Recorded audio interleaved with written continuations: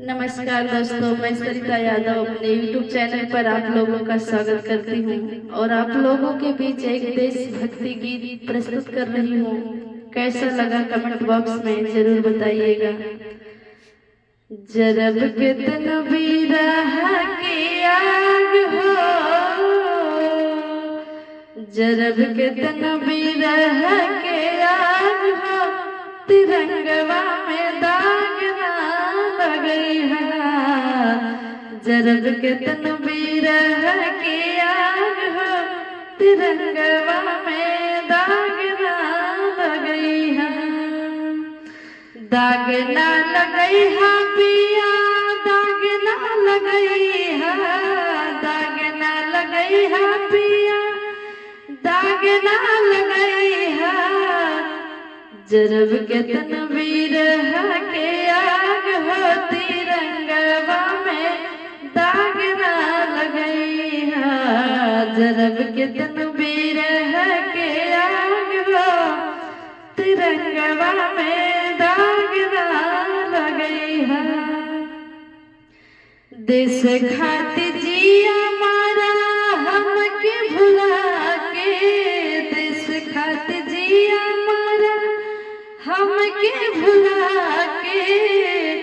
निकल न पावे कवनो आँख के दिखा के, निकल न पावे कवनो आँख के दिखा के। दुश्मन के माटी में मिलई हो, दुश्मन के माटी में मिलई हो, तिरंगवा में दाग ना लगई है। जरब के तन बिरहा के आग हो, तिरंगवा में दाग ना लगई है। देश के जवान पवनी यही से गुमान बा, देश के जवान पवनी यही से गुमान बा। तोहरे पे सैया देशवा के अनबान बा, तोहरा पे सैया देशवा के अनबान बा। विजयी मुस्कान सहाय हो, विजयी मुस्कान सहाय हो, तिरंगवा में दाग ना लगई है। जरब के तन बिरहा के आग हो, तिरंगवा में दाग ना लगई है। हंसी हंसी सुनई हा कैसे मरला दुश्मन के, हंसी हंसी सुनई हा कैसे मरला दुश्मन के। दिहा रिपोर्ट जुगाड़ी हमके छन छन के, दिहा रिपोर्ट जुगाड़ी हमके छन छन के। फोने पे सरिता के बतई हो,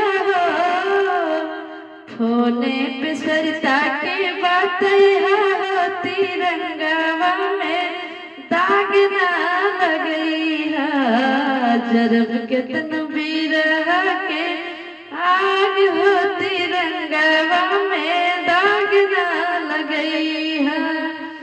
दाग ना लगई है पिया, दाग ना लगई है, दाग ना लगई है पिया, दाग ना लगई है। तिरंगवा में दाग ना लगई है।